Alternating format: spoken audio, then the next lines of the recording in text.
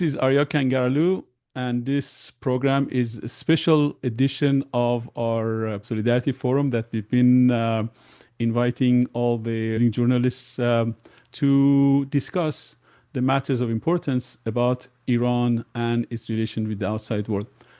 This week, we have a very special guest, Ms. Catherine Perez-Shakdam, who is very well known for Iranian community because of her activities about Iran, her trip to Iran.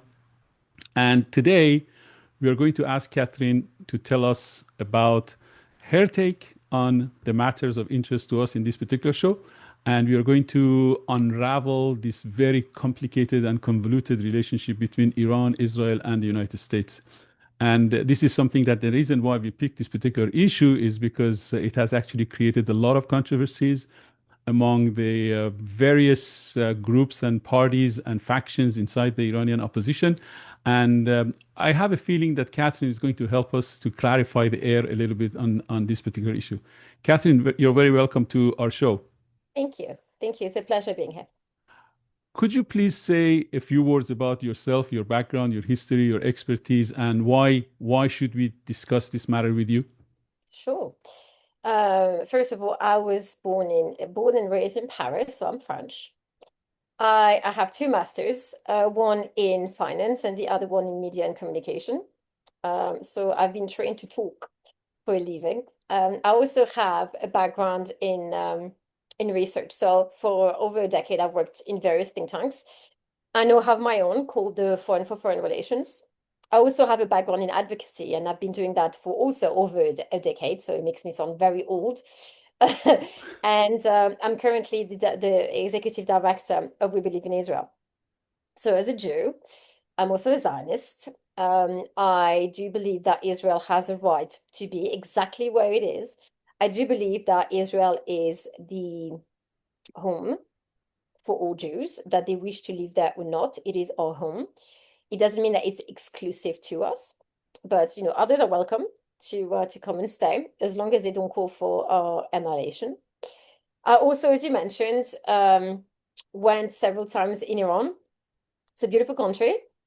And I did that because I infiltrated the regime. I realized, as I was living in Yemen, that the Islamic Republic, this regime, was actually the epicenter of much of the ill that befell the Middle East and the Islamic world.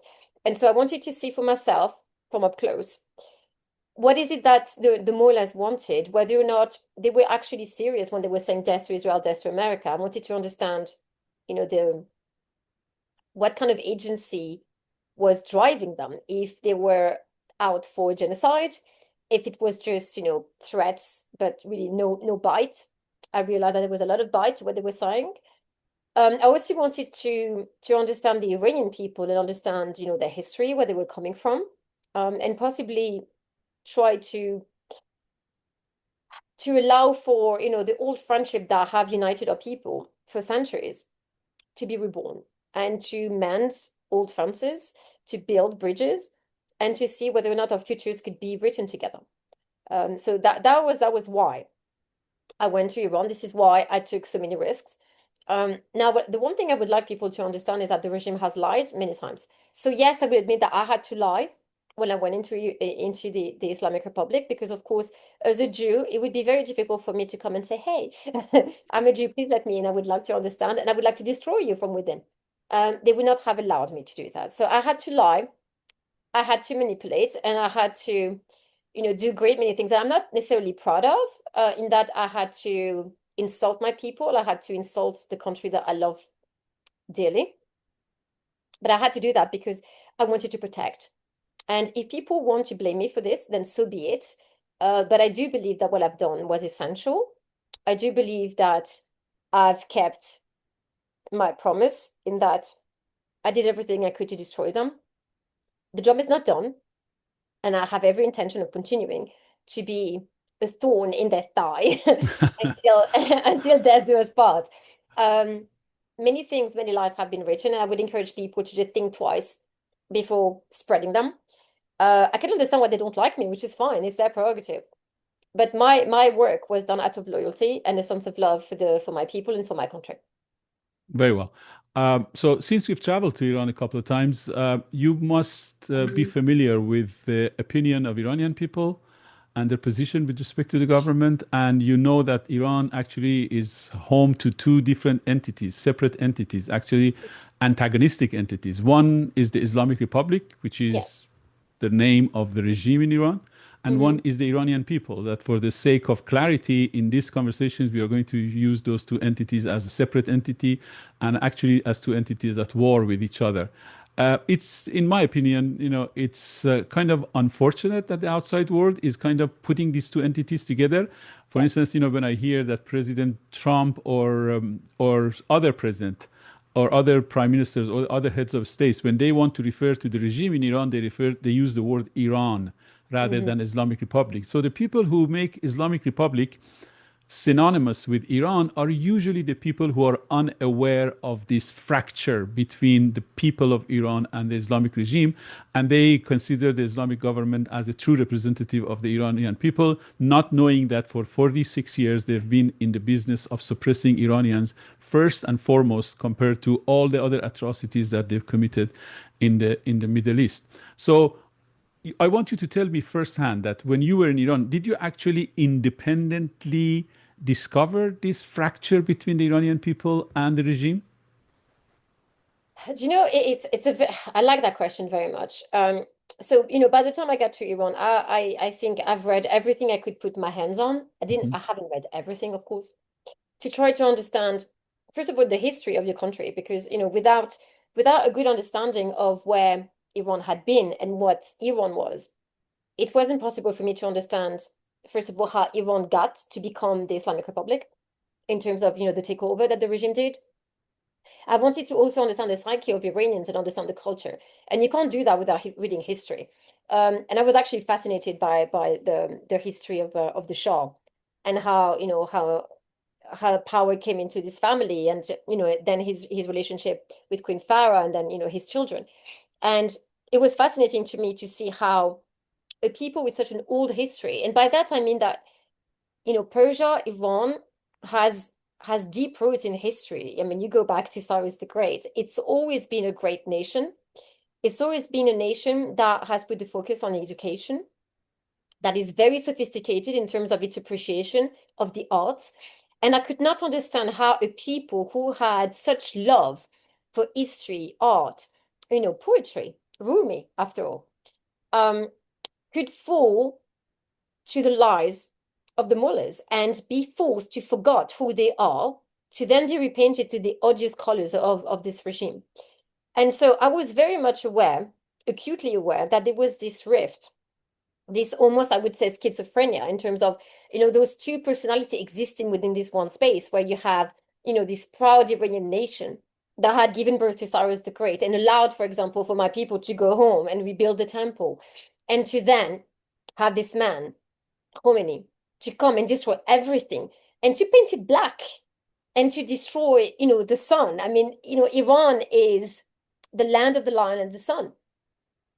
And it was stolen. It was eclipsed, and it's been way too long. So when I got to Iran, I had this understanding that, yes, you have on the one hand this proud Iran nation, the Iranian nation and its people, and then those mullahs and the dark corridors of power that the Islamic Republic created for itself. And I wish for the world to understand this. Now, before people start jumping and saying, oh, but you've been guilty of doing the same thing. Yes. So when I've written, and a lot of the time it's not me, but our lovely editors, tend to rewrite some of the things that you say, and they replace Islamic Republic by Iran. And so I apologize to Iranians if I have insulted you. It wasn't my intent. And I will strive to do better and to make sure to impress on editors and everyone else that we need to use the right language, that it is important, not only for accuracy, but also to respect Iranians' wishes. So my apologies. I will strive to do better. And I hope that you and I could work on a brief together and make sure that everyone understands once and for all that there is a huge difference between the Islamic Republic, this odious regime, and the Iranian people and Iran. Since you studied Iran's past and Iran's history before you went to Iran, you might have learned that during the Shah, the Shah of Iran, the guy behind me, Yes. my idol. He actually ruled in Iran for 38 years. Mm-hmm. And during his time and his father's time, and they both represented a very secular, modern, open government. And Iran was truly modern. Really, the father and the son really modernized Iran. Mm-hmm. And one of the things that is, I mean, you might or you might not know, is that during that time we had excellent relationship with the entire countries in the Middle East, especially Arab countries and Israel.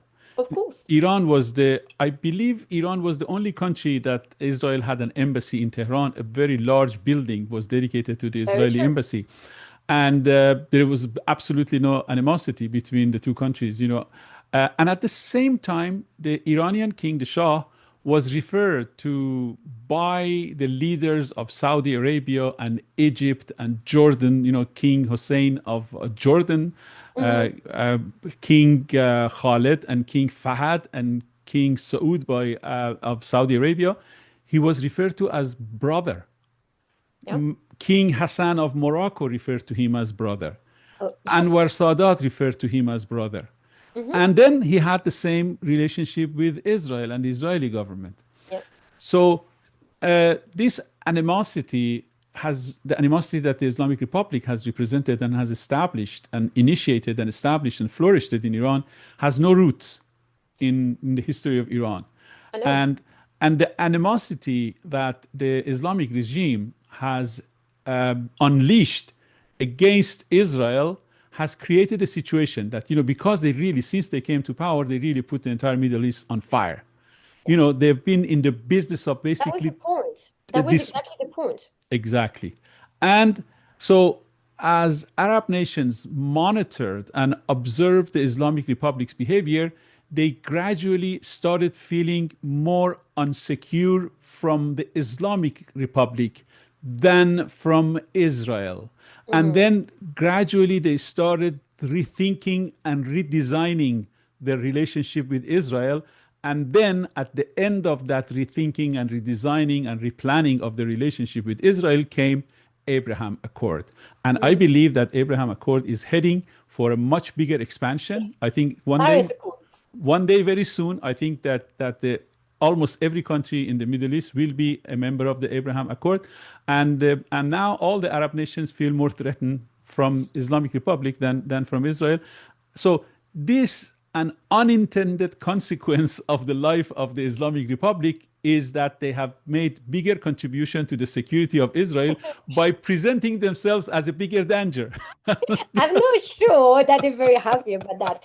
But no, I agree 100% with your assessment. But you know what? It's something that I find interesting, and he's not. I do believe that the late Shah is not giving enough credit for this. Yes, is that he had the ability, because people have called him many names. I mean, I remember how some of the RGC, whoever they were, took me to Evin prison, and they wanted to impress on me the notion that the Shah, the late Shah, was this maniacal, tyrannical king, that he was a torturer, that he was a child murderer. I mean, all those ridiculous things, that he was there to hug power, that he had no intention of giving people freedom. Unfortunately for them, I actually had read history, so I knew about the White Revolution. I knew about the tremendous work that he had done in terms of bringing education to Iranians, even though the farthest corner of Iran, and Iran is a huge country. So the endeavor was actually quite ginormous, in the sense that he had to go to the furthest corner of the country to make sure that children and everyone else in between could learn how to read and write, which wasn't the case. I mean, I think it was 80% of the population was illiterate at the time, and he managed in a few years to reduce the number to something absolutely incredible. He was there to secularize Iran and bring Iran and the Iranian people to become a modern force for good. He removed power away from colonial powers at the time to put it back into the hand of the Iranian government under his leadership, something that no one else managed to do up until his time. And I'd like people to remember that this man gave everything to his people. And the one thing that I would like to set straight, and I know I'm not Iranian, and maybe it's not my place, but I'm going to do it anyway. When Khomeini returned and the late Shah decided to leave. He did this not out of cowardice. He didn't do this because he felt threatened for his life or that of his family. He chose to leave because he did not want to become a murderer and force violence onto the Iranian people. He had so much respect for their will. And I believe that he felt that by leaving, he would be able to return and save Iranians from themselves and the lies that the Islamic Republic was weaving around them. And unfortunately, he was betrayed. He was betrayed by the West. He was betrayed by the very people who had promised him help. And I think he was betrayed because the West at the time believed Khomeini's lies and that maybe they could put their hands again on Iran's resources. And unfortunately, Khomeini lied. Surprise, shock, because he did what he did all the time, which is to lie and to tell lies. I mean, I'm repeating myself, but I want to impress on people that everything that the Islamic Republic is and has built is a lie. It's a betrayal on the soul of Iranian people. And the Shah, unfortunately, was lost in translation, and people have written about him, and it's unfair. And I feel that his family needs to be, I think that the world owes this family an apology, quite frankly. Fortunately, he had a son, and he has a son. He does. Prince Reza Pahlavi, who I think is the undisputed leader of the opposition today. In the last 46 years, Prince Reza Pahlavi, Crown Prince Reza Pahlavi, has tirelessly worked hard to create some kind of a convergence among various factions and groups and parties within the Iranian opposition. And now we have arrived at a point that, 46, 47 years ago in Iran, actually the dominant discourse was among two armed organizations, something today we call terrorist groups. Yes. And these terrorist groups had two different strains of philosophy. One was a Marxist-Leninist group, and another one, MEK. Exactly, and the other one was MEK with an amalgam of Marxism and Islamic philosophy. Yeah, I've never understood that one, but I don't think even they understood it. Because I mean, that's why exactly, because when you see those two terms put together, I'm thinking somebody had too much to drink.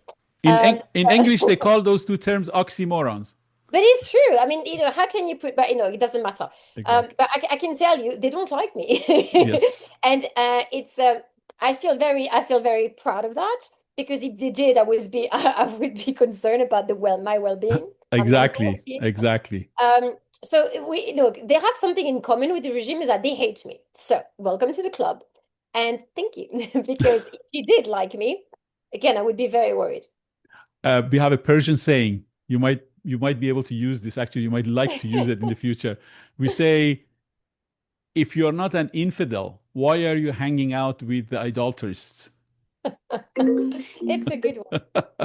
So you were not an infidel, and you did not end up hanging out with idolatries. That MEK, at least in the eyes of the Iranian people, is the symbol of idolatry.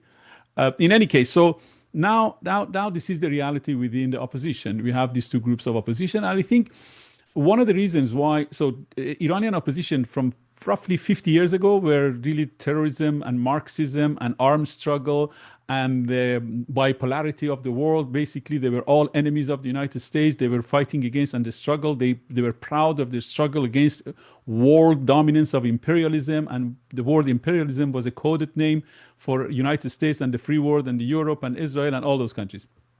And now, within the last 46 years, Iranian opposition has evolved from that kind of an extremist organization that extremist architecture and structure that resulted in the 1979 revolution, to what we have today. We have basically two blocks within the opposition. One is what they call themselves social democrats, that most of the anti-monarchist, anti-Pahlavi and Republicans, those so-called Republicans, and the former leftist and Marxist groups fall within that block, the block of social democrats. And then we have a block of liberal democrats. And the block of liberal democrats are mostly constituted of the monarchists and the royalists and the people who believe in the constitutional monarchy and in the constitution of the 1906, the one that we were talking about before the show started. So Now, I think this natural discourse, this national discourse, this civilized discourse is partially, to a large part, the consequence of the labors of the Crown Prince Reza Pahlavi that has really brought some kind of a civilized discourse among different groups. And, he has tried tirelessly in the last 45 years to really create convergence, create some kind of cooperation rather than antagonism among the various groups. I mean, one of the reasons why this regime has lasted so long, nobody knew at the beginning of the revolution in February of 1979, when these people came to power. Nobody thought that 50 years later, 46 years later, we will still be talking about them, and Ayatollah Khamenei will be sitting in Tehran and claiming to be the symbol of resistance, I mean, the axis of what resistance? Like we talked about something, and I want to bring it up, before we started recording, about occupation, and I think that this is something that hasn't been talked about enough. In that, I believe, and look, I've studied history. I believe that there are stages to a nation's enslavement and takeover, and the first stage of that is, of course, territorial occupation, and that is exactly what Khomeini did, when he landed back. And the French have a lot to answer to on this one, because I'm so mad that my country was somewhat involved in the birth of this abomination that is the regime. So when Khomeini landed, that was step one of this land occupation of Iran. And then began the work, that Khamenei carried on after the death of Khomeini. And that is to divide society. It is to isolate people into little sections and to drive them to hate one another. And to prevent Iranians to have a civilized discourse and to be able to debate ideas, because when you do that, a society stagnate. And when a society stagnate, then, begin, I would say, necrosis, in that the living, breathing cell that is a nation starts to eat itself up, because there's no oxygen and it can't evolve, it can't move. And that's exactly what Khamenei and Khomeini wanted. And then, you have the last piece of the puzzle, and that is to rebrand or to rewrite societal norms to the colors of the regime that is in charge, and to completely cut off Iranians from their history and to make them forget who they are. Because when you don't know who you are, it's very easy to be fooled into believing whatever. That's right. And I feel that we are in the last stages of this. And the diaspora, we talked about it, fortunately, was saved from this necrosis because, of course, they lived outside and they were not tainted or polluted by the lies of the regime, although some people have been, but not to the extent that we see within the Islamic Republic. And Iranians need to break free. They need to break free, but they can't do it alone. And I think that Israel did what it could, maybe not enough, to try to jumpstart, this awakening. And I feel that Iranians, wherever they are in the diaspora, within the borders of Iran, need to really back the Crown Prince. And it's not about whether or not they feel that monarchy is the best way forward. It's not about whether they want a republic or whatever else. It's about understanding that for a nation to be reborn, history needs to be reconquered, reclaimed. And to do this, you need to go back to something that is very important, is continuity and legitimacy. And the Pahlavi family has this legitimacy, and they need to be put back to the forefront of the discussion and say, again, it's not about saying that you want the Shah to return, although it wouldn't be a bad idea. It's about saying, let's restore what was lost so that together as a nation, we can move forward and have a discussion. So I have been bashed on the head over the past few days for a paper that I have written for the Forum for Foreign Relations, when I'm making the argument that the Constitution of 1906 is still valid. Now, I'm not saying that this Constitution is the best ever written. Things need to be done in terms of updating it, in terms of having a broad discussion within Iran to move forward together, and maybe to rewrite some of it, which is fine. Okay, I'm not advocating for a complete return to 1906, but 1906 was stalling away through a referendum that was, for me, engineered consent. Now, under international law, engineered consent makes any piece of paper invalid. Therefore, according to the decision of the late Shah, Queen Farah is regent and therefore is within her rights to call for a government in exile and to crown her son as the new Shah. And then people would be able to decide under his leadership, through a transition period, what is it that they want. And so all I'm arguing for is for this transition to take place in an orderly fashion. That's all. Yes. You know, your fellow countryman, one of my most favorite fellow countrymen of yours is Bertrand Russell. Bertrand Russell has a famous quote. He says, I mean, I'm paraphrasing what he said. He said it more eloquently than I can ever do. He said that the problem of the world, today's world, is that all the knowledgeable people are full of doubt and all the idiots are full of certainty. It's usually the trademark of an idiot. Is like they know everything about everything and they're very certain about the thing that they don't know about. Yes, yes. And the reason why I quoted Bertrand Russell here is that, you know, Pahlavi dynasty in general, you know, Muhammad Reza Shah Pahlavi, the second king, the last king, and the Crown Prince Reza Pahlavi, they're both very liberal people. I know their opponents, you know, they're going to jump on me for saying that because they're all accusing him of having the SAVAK and, you know, secret police and this and that.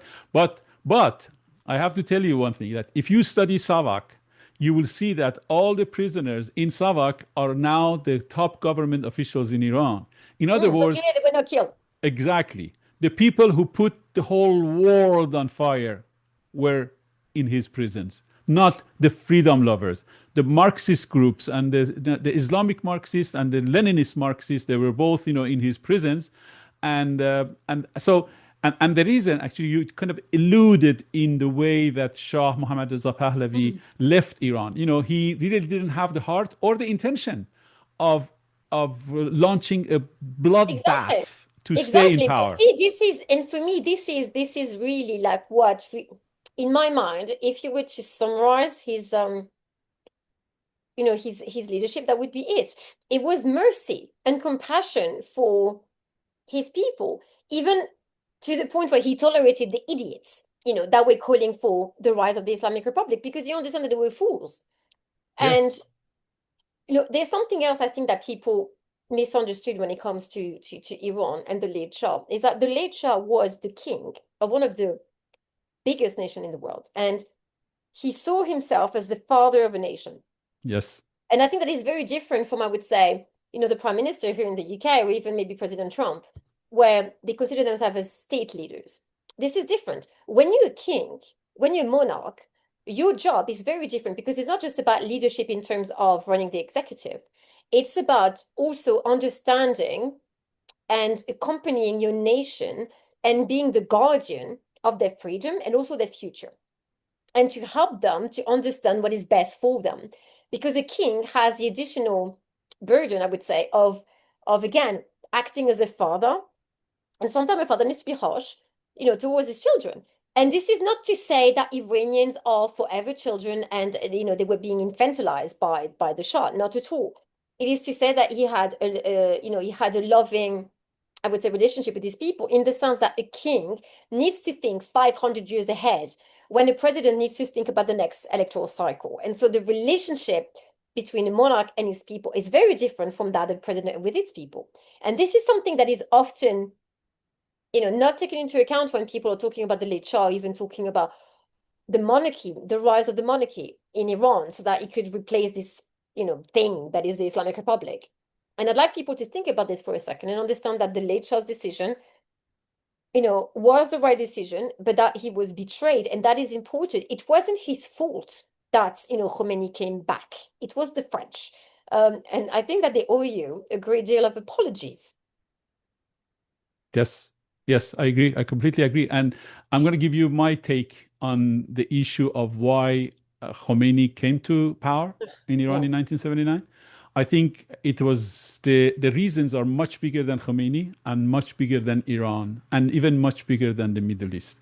I think that basically whenever religions take political power, like Catholic Church did in Europe, Yes. and for 500 years, they ruled with iron fist, inquisitions, torturing and pillaging the people. Actually, the reason why Christianity was reformed was because of atrocities of the church, because of the way they were running the entire Europe, not just Yeah. Italy and Vatican, the entire And, Europe. and they also prevented, because the church at the time prevented progress. Yes. And so came the Enlightenment years. And I feel, I mean, that is my personal opinion, people may disagree with me, that the late Shah was actually going to introduce and was driving, this enlightenment that was about to. And so it was quashed. And Yes. we've been waiting for decades for this enlightenment to come forth. And I think, and maybe again, people may disagree with me, that the Saudi crown prince Mohammed bin Salman is very much in the same, it's been cut from the same cloth as late Shah, in that he's trying to move his country Yes. away from radicalism and the rule, I would say the blind rule of religious people who unfortunately haven't read many books and who do understand that by holding a nation hostage, through religious texts, you're preventing progress, and then therefore power will remain within their hands. And I think that Mohammed bin Salman, the crown prince of Saudi Arabia, understand that if he is to love his country the right way, he needs to give people the choice of their freedom. And that means secularism. And it doesn't mean that you're going to turn away from whatever faith you hold. It means that you're going to make room for people to choose how they want to live together. And that is important, because this is not to say secularism is not the death of religion. It's actually empowering communities to be able to live side by side without having mullahs or crazy people to dictate how they should hate each other. Yes, yes. I completely agree. I think Mohammed bin Salman is a great leader. He's an enlightened leader, and he's doing his country and his religion a great service by Absolutely. separating the church from state. Because Absolutely. this is what happens when church and state are mixed. Yes. You believe in a religion, Judaism, Christianity, Islam, or anything else. As long as your holy book is a source of psychological comfort, a source of understanding, this tumultuous thing that human beings are thrown or launched in life on this planet. This is a very hostile planet. Not just this planet, the whole universe is hostile to life. How is that humanity, life has actually formed in this little corner of the Milky Way galaxy, in spite of the fact that every second life on this planet has been threatened by a lot of events, cosmic events that are much, much bigger than us. This is a very, very scary situation. And religions are good in giving us comfort that we are connected to a higher power for achieving and overcoming this calamity that we call life. So that's the source of that's the place for religion. But then again, there are some power grabbers and power lovers, some greedy people who have taken religion from this beautiful and serene position and have launched it into the political arena. And they saw that once they are once they are a religious authority, they can abuse their religious authority to gain political power. That's what Khomeini did in 1979, and that's what the Pope did, the Vatican did for 500 years in Europe. Well, I would argue that they're still doing it, but that's Well, my. well, I don't think Israel has become a society that's being ruled by the Holy Book. I mean, the Holy Book is still a source of comfort, social comfort, and ability to get an image bigger than the calamity and all this risky thing that we all call life. Yes. To overcome all these frightening events that we human beings will be experiencing in the absence of that source of power. But eventually, what happened in Europe was that Europeans had enough of it, And when they were fed up, they basically rose up against the Catholic Church. And what Martin Luther did, he objected to this tradition of indulgence. Indulgence basically means the worshippers should allow the Pope and the Vatican to do whatever they want, all the extravagantic lifestyle that the Church and the Vatican had before Reformation. He objected to that, and at that time, I don't know whether you're aware of this or not, Martin Luther, his biggest objection was Pope's announced plan that he was about to launch a huge construction of the St. Petersburg Church.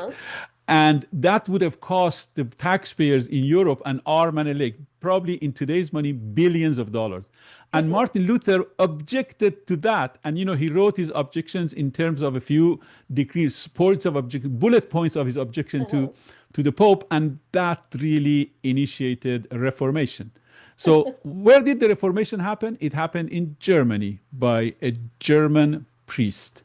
So the people who initiated Enlightenment, actually Reformation, in this case, Reformation of the Catholic Church, eventually ended up evolving into what we call Enlightenment. And the German philosophers, and mostly German philosophers, but also British and the French philosophers, came along and they kind of formulated the way to Enlightenment and the principles of Enlightenment and why separation of church has to occur, and unless the separation of church will happen, there will be no church or no state to think of if the situation, the existing situation at that time continued. Europe was in dark ages during that 500 years rule of Vatican. And now think about how Reformation resulted into Enlightenment, and Enlightenment resulted into establishment of democracy in Europe. Now, think about this, Catherine. Islam is about 600 years younger than Christianity. Yes. Right? Oh, yes. Christianity went through Reformation 600 years ago. Yes, but I'm not waiting another. I don't want to wait. In other words, Christianity went through Reformation when it was about 15th century old. Okay, so right about now, we did the time. Exactly. Now, Islam is about 15 centuries old as we speak. Yes, and I think, let's not wait. Let's start it now, because I'm not waiting another 600 years. I think, no. I think that train has already left the station. I think hope the so. Reformation has started when Islamic Republic was established in Iran. That was the establishment of the Islamic Republic was really analogous to Martin Luther's declaration of those objections to the Vatican's policies of indulgence. And I think once Islam took the political power in Iran, you know what happens when religions take over politics? This is what happens. There is this holy book which is the source of reverence, the source of comfort, and the source of adoration by the faithful, right? When you take the holy book and turn it into the constitution of a country, do you know what happens? Most of the faithful who have never read their holy book, then because every verse of the holy book now is a law of the land, and the law of the land comes into friction and affecting the citizens' life, then they start objecting to the law, not knowing that each law that they don't like. Isn't it? Yes, it's interesting. So this is the reason why, if you want to reform a religion, encourage the priests and the ayatollahs and the bishops and the popes, convince them and encourage them to take political power, because the moment they take political power, it will go. No, that has happened in the past. They really don't need any of encouragement. But I have a better solution. Make people read the book that they believe in. It would be a great idea. And look, people are free to believe what they want. If they want to believe that this book or that book is the word of God, it's absolutely fine by me. But by all means, read the book and understand it, and understand what is it that you're buying your children. Because if it's a life lived on the chains, and to rob them from the ability to choose for themselves and to actually stand free under the sun, I think you are doing them a great disservice. people ought to be left alone to choose how they want to live and what belief they want to hold. And you may disagree with it. It's okay. This is the one thing I don't understand is that if you do believe in God and you really, really believe in your book, okay, whichever it is, if it's the Bible, the Torah, or the Quran, it's fine. By your own definition and your own belief system, you've already won, because technically speaking, you know God, you know God's will, and you are abiding by God's will. What do you care about other people? If you are saved, leave them alone. It's not for you to decide what it is that they should do. And also, anyone who is forced to believe or abide by a faith that they do not truly embrace, how is that serving anybody? The least of all God, because I do believe that God doesn't just, stop at empty words, and he knows exactly what is in people's heart. And so if a belief is forced onto people, it's not a belief. It's enslavement. Leave them alone. Well, I think this force that they're invoking in imposing their religion on others is a power grab, is a power tool. Look, the Islamic Republic, in my mind, is guilty of one of the greatest, I would say crime, heresy. And I'll tell you why. Because they rose themselves to the rank of gods, not a capital, and they claim to be worshipped as gods. Now, I believe in one. I don't believe in many. And I do believe that Khamenei has overstepped a long time ago when he is claiming to the people who do listen to him and those who are forced to listen to him. Yes. But he knows God's will. No, he doesn't. No one does. And not even God's prophets. What they do is listen and carry a message, which is what they call messengers. A prophet is not there to interpret. A prophet is there to carry the word of God. He is no prophet and he is no God. And so whatever he says could be disagreed with without being called a heretic. And people need to understand, it's just like, stop putting this man on the level of God. He is not one. He bleeds like you and I. Well, one of the reasons why political leaders and I really call him a political leader because, like you said, religions, he supposedly has the same religion as Mohammed bin Salman does. Of course, they're from two different sects of Islam. One is Shiite, the other one is Sunni, but they're both Muslims. And this might come to you as a surprise that in repeated public lectures, Ayatollah Khamenei has referred to the Saudi royal family as the family of evil. Yes, I know. So here's about. Do you know the whole ridiculous theories apparently there was a prophecy about Nejd, and the Al Saud family comes from there, and apparently Nejd betrayed or something. Yes. And so there was the gods, unleashed a curse, upon this family, and that they would come to rule the land, and that there would be a great battle between Nejd, or the ruler of Nejd, and the army of Khamenei, which is, Al-Khurasani or something. It's a ridiculous notion. But the idea that, first of all, Saudi Arabia is home to Mecca and Medina, the two holiest city in Islam, and Mohammed bin Salman is a custodian. His father is King Salman, but he will soon be custodian of the two holy cities. And so for anyone who claimed to be a religious leader to then attack, the Saudi royal family and say that they are apostate, that they do not belong, that they are evil, it's pushing the boat a bit too far.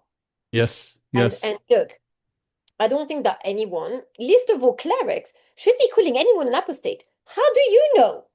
I'm sorry. You may have read the book once or twice, but you are not God. You don't get to dictate, if people go to hell or heaven.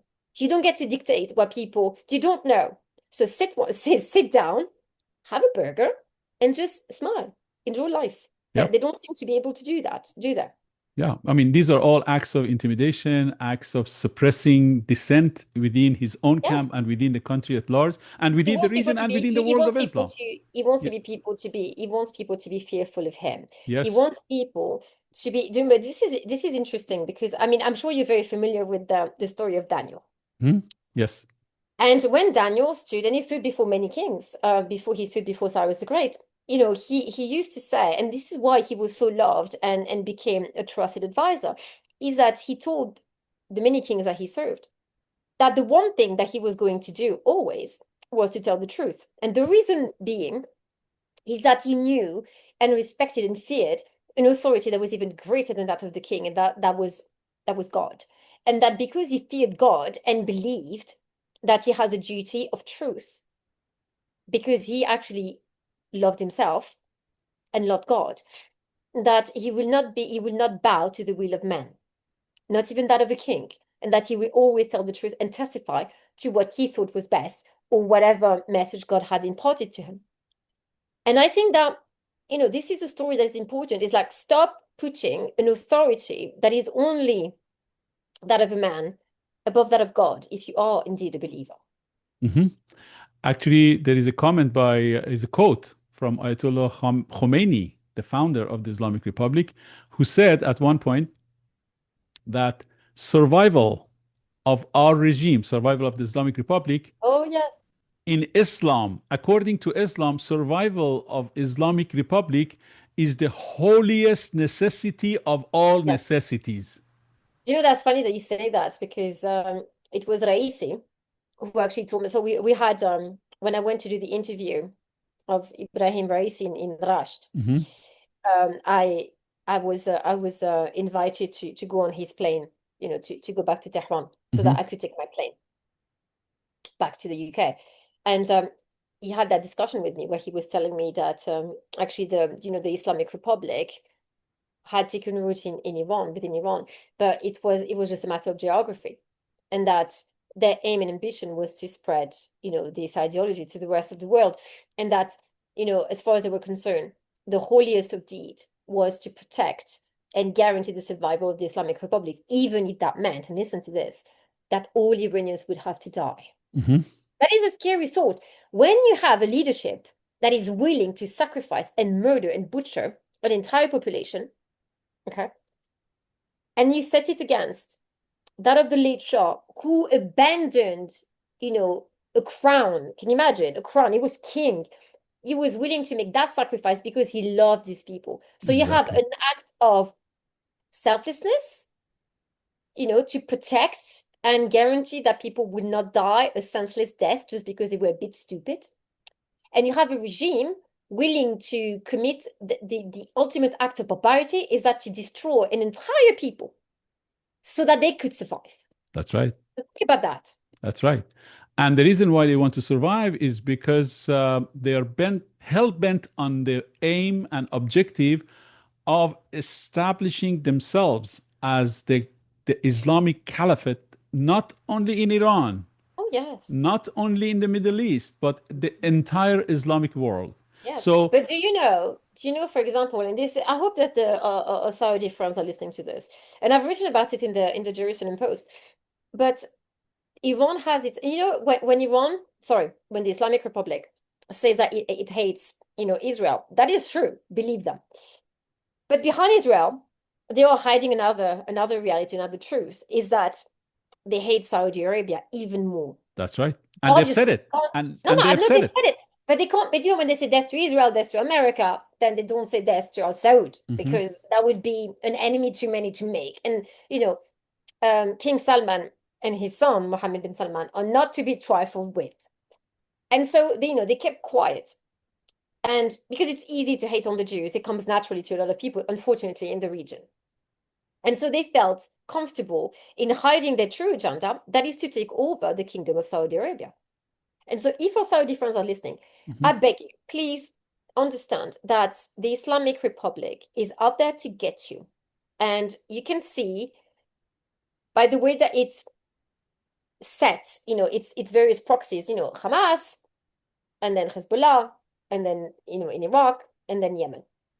Saudi Arabia is encircled. Look at the Absolutely. map. Look at the map. Absolutely. And So, the goal is this, is first, and which is why Hamas was created where Palestinians are. The Hashemite Kingdom of Jordan has been earmarked for destruction because when that falls, Saudi Arabia is encircled and left wide open for a takeover.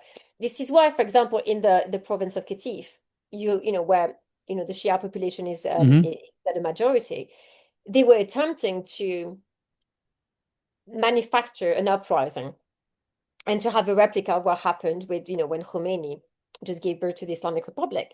It did not work because Mohammed bin Salman was wide awake. But I fear that Saudis are not fully aware of the reality of the Islamic Republic in that it doesn't want just to destroy Israel. Israel was just there as a Trojan horse. It was just as the excuse because, of course, they want us gone because the Jews have this propensity to say no. And they don't take a knee. We don't take a knee to tyrants because we've done that before. We've been enslaved for hundreds of years, and we have learned from the lesson of slavery. We have learned that to stand free is not optional. I mean, it's to be held captive is not optional for us. We want to stand free and breathe, freely. And if we have to sacrifice our life to defend that freedom, so be it. We will do it, and we have done it, and we'll continue to do it. yes. But Saudi are a great risk of being taken over. Now, I'm not saying that they are a weak nation. Of course, they are not. It is a great nation. But when a nation thinks itself absolutely not immortal, but immune to danger and to be for its sovereignty to be breached, then you are actually in danger. And so I beg of Mohammed bin Salman, please, protect your people, protect your nation, and understand that the Islamic Republic is an evil unto the world that needs to be taken out. Yes. And I think he has a very good understanding. There are other leaders. I do. I'm not going to be, so foolish as to think that he doesn't. But I'd like him to be more vocal about it. That's right. But you know that as a professor, I have to tell you that a big part of learning is repetition.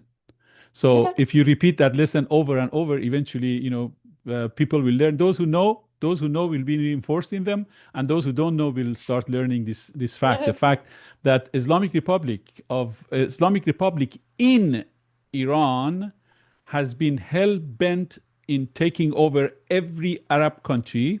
Yes. But through the Iran-Iraq war, they came to realize this very difficult fact that they can't even handle Iraq, let alone handling every country in the Middle East, 22 Islamic countries in the Middle East. So they invented a different approach in gaining, in storming and seizing the leadership of the Islamic world.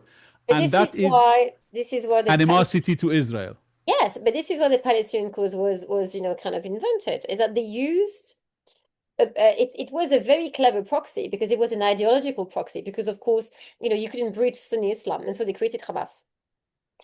Yes. And Hamas has been a thorn in the thigh of the Arab world. Yes. And Mahmoud Abbas will tell you that. All the political leadership of the Palestinian Authority will tell you that Hamas, if it wasn't for Hamas, probably the dispute between Israel and Palestinians would have been solved by now. Of course. And it's such a disservice to the Palestinian people because again, you have a situation where Palestinians have been taken hostage absolutely by an ideology that was given birth to by the Islamic Republic. Exactly. And the Islamic Republic, the regime in Tehran, who doesn't care about its own people, you think they care about Palestinians? They don't care about Palestinians. Have you seen many Palestinians living in Tehran or in Iran? I mean, we heard it from Mahmoud Abbas himself, who said, Mr. Ayatollah, directly addressing the Ayatollah, he said, please stop meddling with our affairs. If it wasn't for you, the Palestine problem would have been solved by now. And I'm paraphrasing. And so he's no friend of the Palestinian people. He's no friend of Iran. He's no friend of his own people. Would you expect him to be a friend to anyone else? That's right.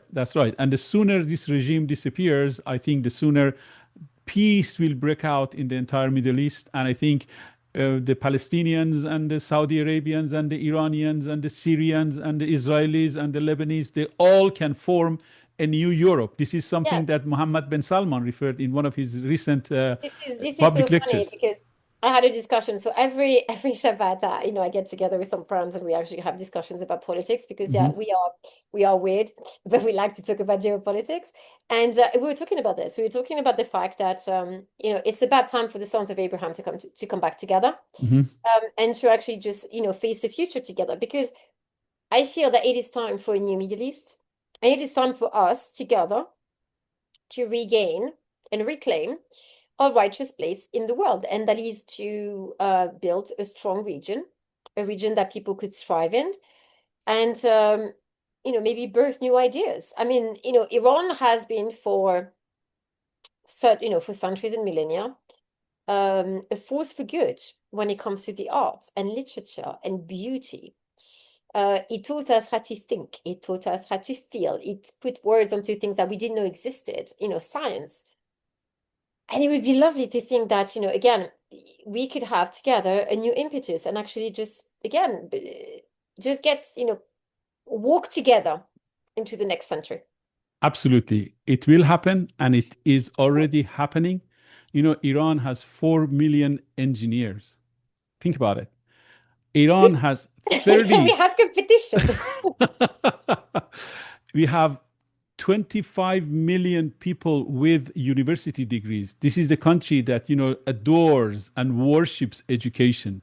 I And know you look, do you know the one thing I do admire about Iranians and I love about Iranians is your love for beauty in all things.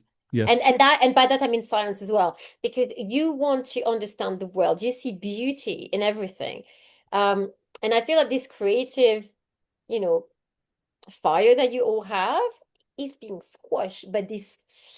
I'm running out of words to describe what is the Islamic Republic, hmm, but I think it's a destroyer of world. yes, And do yes, you know, in Judaism, we say that whoever, and I'm paraphrasing because, I don't speak Hebrew properly, whoever saves a life, it is as if you have saved the whole world. And I think that the same is true for those who destroy life, yes. destroy worlds and universes. And it's time for Iran and Iranians to rise again and reclaim your place under the sun. Enough is enough. Do you know the Bibi, the Israeli prime minister, called the military operation that he ran the rise of the two lions or something? Yes, yes. Or Beautiful name. yes, it is a beautiful name because we have, I mean, both our people have a long history with the lions. Yes. Um, but for me, but also the sun, you have to, I mean, reclaim your place under the light because we need you. We need Iran to be back on the map properly. We need to say goodbye to the mullahs. Enough. I think that process has already started. Unfortunately, we arrive at the end of our show.